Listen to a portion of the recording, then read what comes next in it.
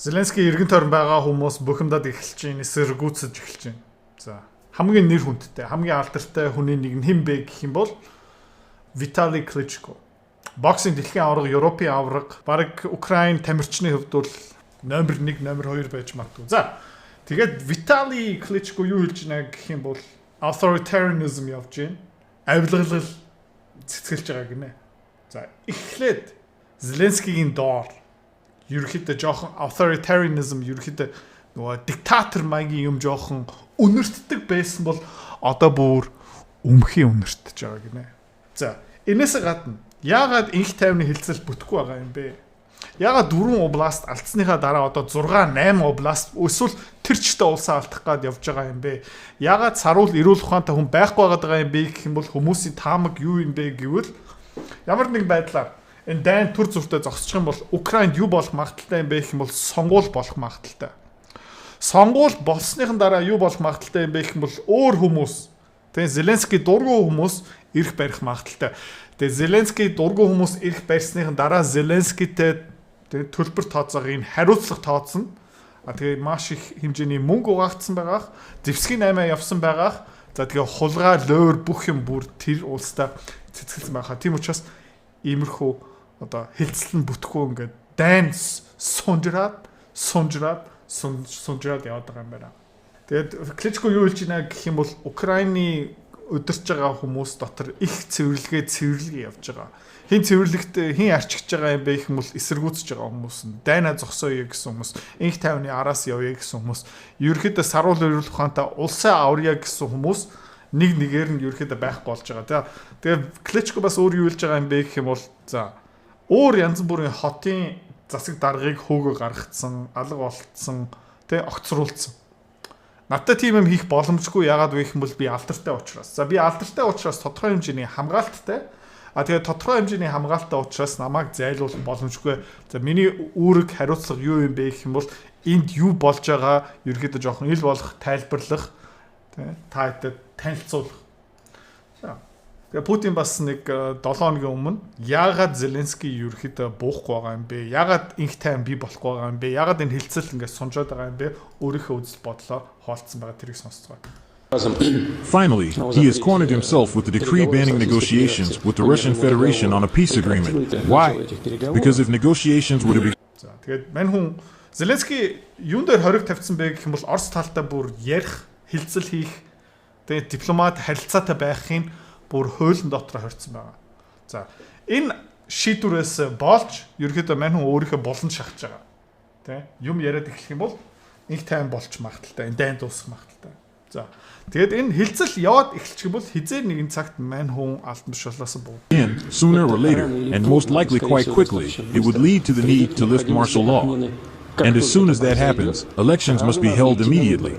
За тэгэхээр martial law юу юм бэ гэх юм бол цэргийн албахийн ерөнхийлөгч нь цэргийн хүчээрээ улсаа удирж байгаа гэсэн үг. Тэр хугацаанд тэгээ ард иргэдээс томилогдсон их хурлын гишүүдээс томилогдсон ерөнхий сайд ерөнхийдөө эрхийдээ буцаагаад авах гэсэн үг. Одоохондоо тэр эрхэн цуцлагдсан, хүчингүй болцсон. Яагаад вэ гэх юм бол дайн болчихоо явцаас та. Тэгээ энэ дайны хуулийн тогтолцоо дуусчих юм бол иргэний одоо зохицуулалт руу буцаагаад орно. Тэгээд шинэ ерөнхийлөгчийн сонгуульд зарлагдана. Бараг шууд. There would no longer be any grounds for not holding elections, as the current justification for not conducting elections in Ukraine is the presence of martial law. But if negotiations take place, followed by the likely quick necessity of lifting martial law, elections would have to be held right away. And тэгээд ямар нэгэн байдлаар энэ байлдааны төр зогсох юм уу, инх таймнууд чиглээ явчих юм бол тэр martial law дайны хуулийн тогтолцоо дуусна. Тэгээд Зеленский байхгүй. That's where the current head of the regime faces a problem. His rating is exactly half that of his closest potential political rival. За тэгээд Зеленскийд үзэх гээд байгаа өрсөлдөж байгаа Зеленскийн орнд алт тушаал авмаар байгаа хүмүүс тий Зеленскигээс 2 дахин өндөр хожих магадaltaй. Тийм учраас тэрнээс бас айж байгаа. The current head of the regime has absolutely no chance of winning the election. Тий Зеленский бол дараагийн сонгуульд дээр арчигдана гэж. Үнэн. За нэмээд өнгөрсөн 5 дахь өдөр Украин улс 665 сая долларын зээлийн төлбөр дээр дампуурлаа зарласан. Энэ улс ерөөхдөө энэ улс санхүүжилт өгсөн.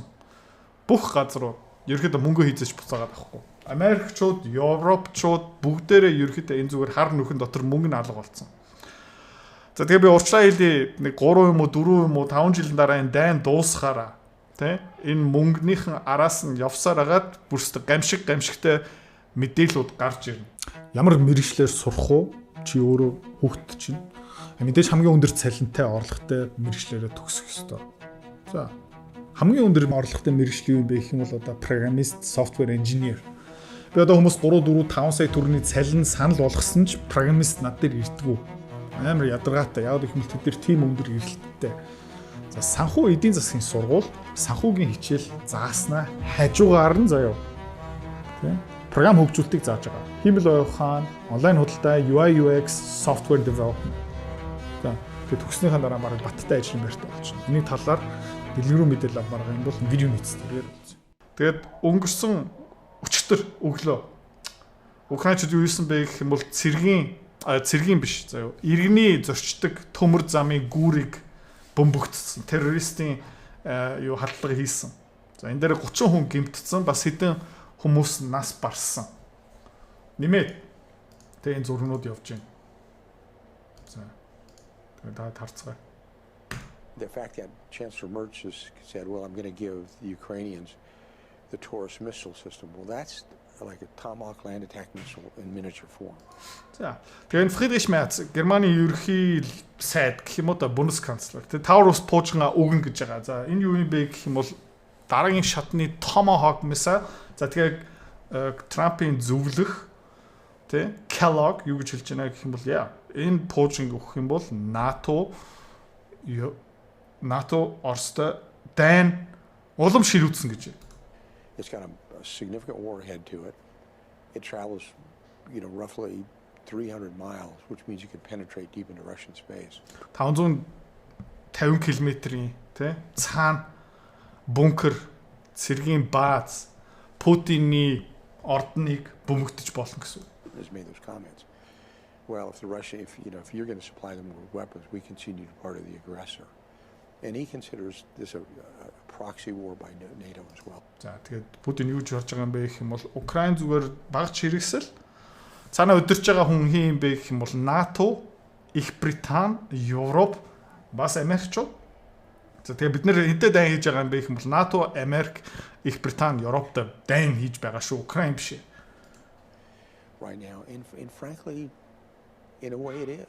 Тэгээд Америкийн хүн юу гэж хэлж байна гэх юм бэ? Тэгээд frankly it is. Товчхоноо хэлэхэд үнэн. Тэ. За тэгээд Украин дотор юу болж байгаа юм бэ? Яагаад энэ дайн илүү харгас болж байгаа юм бэ? Илүү их террористийн дайн болж байгаа юм бэ? Яагаад одоо иргэдлөө ингээ халтаж эхэлж байгаа юм бэ? Яагаад Путинийг алах гэж үзэж байгаа юм бэ? Яагаад Оросын цүмийн одоо зэвсэглөө халдаж эхэлж байгаа юм бэ гэх юм бол Украинчууд ялагдчихж байгаа учраас. За ялагдах тусам тэ илүү desperate болж байгаа гэсэн үг. Одоо англиараа desperate тэ бүр ингээ яг хутганы ирмэн дээр сууж байгаа юм чи тэгээд аргаа барж байгаа гэсэн үг. Тэгээд аргаа барж байгаа учраас өмнө ерөөхдөө хорцсон байсан хийх ёсгүй тэ улаан зураасыг улаан шугамыг зүгээр одоо давж эхэлж байна. Украиныхан. Тэ. Тэгээ одоо дайн хамгийн аюултай цэг дээр очиж байгаа. Путинийг алах гэж үзэж байна гэдэг чинь тэ Орос холбооны өдөртөгч цэргийн албыг өдөрж байгаа хүн лөө халтна гэсэн үг. За ерөөхдөө Оросын дотоодын үндсэн хуулийг хараад үзэх юм бол энэ ерөөхдөө цөмийн зэвсэг шийдэх шалтгаан. За тэгээ өчтөр Украинчууд бас юу хийсэн бэ гэх юм бол Орос холбооны цөмийн зэвсэгний тэ онгоцны бааз тэ далайн гарц тэгээ бүр эрхүү хүртэл дайрсан. Тэгээ Оросын ойролцоо 5 тэ цөмийн зэвсэгний зориулттай өөрийнхөө хамгаалах зориулттай тэр бааз руу халтсан. За тэгээ Оросын үндсэн хуулийг дахиад аваад үзэх юм бол ямар нэгэн байдлаар Орос холбооны цөмийн зэвсэгний тэ тэр пуужин усан онгоц тэ өөрийнхөө хамгаалах хариу барих тэр дэд бүтц рүү халтах юм бол бас цөмийн зэвсэг шийдэх одоо нөхцөл бүрдэж байгаа гэсэн үг. За. Тэгээ яагаад Украинчууд ийм юм хийгээд байгаа юм бэ? Яагаад Зеленский хийж байгаа юм бэ гэх юм бол эндээс олж байгаа. Постійно використовується виклик кур'єрів з доставкою якоїсь їжі і тут же їх захопленням в полон, так би мовити. Украин дотор байгаа комиссар ямар үүрэгтэй юм бэ гэх юм бол тийм хүмүүсийг татах, эрэгтэй хүмүүсийг татах, дайны талбай руу чирж авчрах. Тэд нар одоо юу ашиглаж байгаа юм бэ гэх юм бол энэ Uber Eats те таад мэдж байгаа юм бол Монгол дотор бас Токи янз бүрийн хоол хүнсний хүргэлтийн компани байгаа. Тэндээсээ янз бүрийн юмыг хүргэлтээр авчаад тэгээ хүргэлтийн ажилтан эрэгтэй хүн байх юм бол шууд барьвчлаад дайнлаа явуулчихдаг. На жаль. Я чув про вимоги 12 людей на одного працівника ТЦК, що треба в день. За энэ нотлогдсон мэдээлэл биш гэхдээ нэг ийм комиссар хүмүүсийг ингээд цуглуулах. Үүрэг нь юу юм бэ гэх юм бол өдөрт 12 хүнийг татах, баривчлах. Зібрати, так би. За тэгээ ард иргэдүүд ийм юм болж байгаа юм бол аав нэг өдөр байсан маргааш нь алга болцсон. Одоо өвөө нэрийг бас ингээд татаж эхэлж байгаа. Удахгүй 17, 18 настай хүүхдүүдийг бас татаж эхэлнэ. Тэгээ юу болох юм бэ гэх юм бол Украины ард түмэн энэ дээр зүгээр ингээд тайван сууж авах юм уу? Ээж нар, эмээ нар, аав нар энэ дээр зүгээр тайван сууж авах юм уу? Үгүй. За тэгээд энэ 7 хоногт бүр хугаргалын цэг болох юм байна. Яг энэний дараа тэгээ 8 цагт бас нэг чухал видео гарна, тэрийг заавалч үзээрэй. Энэ Украинчуудын Оросын тэгээ цөмийн зэвсгийн юу л халтсан тухай видео орж байгаа. За. Тэгээ эх 7 хоногт тэгээ Фридрих Мерц, Германы Бундесканцлер юу их юм бэ гэвэл цагаан ордон руу явна. Тэгээ юу Трамптай уулзсан. За тэгээд тухайд юу болох юм харцгаа. Энэ Европчууд улаарцсан. Тэгээ улсаа сүрүүлсэн. Хүмүүсийн тэтгэврийн сан дотор байсан мөнгийг ингээд шатаадсан. Өөрийнхөө аж үйлдвэрлэлээ дампууруулах төвшөнд явж байгаа. Хөрөнгийн зах зээл айл хэдийнэ бооцсон. Ажилгүйдийн төвшин маш өндөр. Эрчим ус гэх мэт чинь бүгдийг сүрүүлсэн байгаа. Тэгээд энэ Европчууд энэ улс төрч юу харж байгаа юм бэ гэх юм бол арчигдах юм байна. Дөнгөж сая Польшид тий Европын эсрэг, Дайны эсрэг хүн ерөнхийлөгчийн сонгуулиар ялсан. Удахгүй Их Британий Labour нам арчигдана. Удахгүй Германы CDU нам арчигдана. Макрон удахгүй арчигдана. Хариуцлага тооцох цаг ирж байгаа. Эдгээр арт иргэдээс амар айж байгаа. За.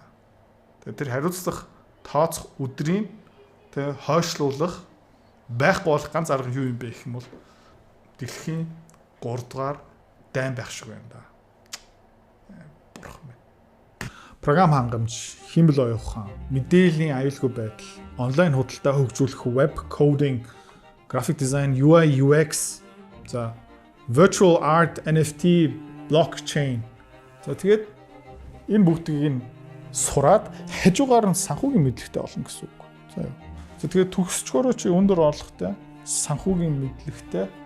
Тэгээд хамгийн өндөр цалин өгдөг байгууллагууд нь юу юм бэ гэх юм бол банк бус, санхүүгийн байгууллага, хөрөнгө оруулалтын байгууллага гэх мэтчлэн. Чи төгсч юм бол бүр над дээр ирж ерөөхдөө анкета бүлж болно. Яагаад гэх юм бол надаа байнга программист хэрэгтэй. За. Тэгээд нэр хүндтэй Монголын топ сургуулийн нэг нь тий санхүү эдийн засгийн сургууль одоо 2 дахь жилдээ нэг зааж байгаа. Тэгээд сонирхолтой юм бэ гэх юм бол чи сураад ирснийхаа шууд дадлахын гэсэн үг. За ганцхан сургуулийн танхим дотор чи янз бүрийн том юм алгоритм сурахгүй тий чи бодит компани дээрээ магадгүй баг ирээдүйн ажил олгогч дээрээ компани дээрээ чи дадлага хийгээд тий бодит амьдрал дээрээ туршлага аваа. Тэгээд төгснөхийн дараа чи ингээд баг анкет бүглэх хэрэггүй ч байж магадгүй. За. Тэгээд дэлгэрэнгүй мэдээллийн постны доор байгаа. Тэгээд хүүхдүүдээ эсвэл чи өөрөө ирээдүйдээ өндөр орлоготой санхүүгийн эрхчлөлтөй за тэгээд код бичснийхаа дараа ерөөхдөө гадаад явсан ч болно. Эсвэл гадаадаас халтуурын ажил авч болно.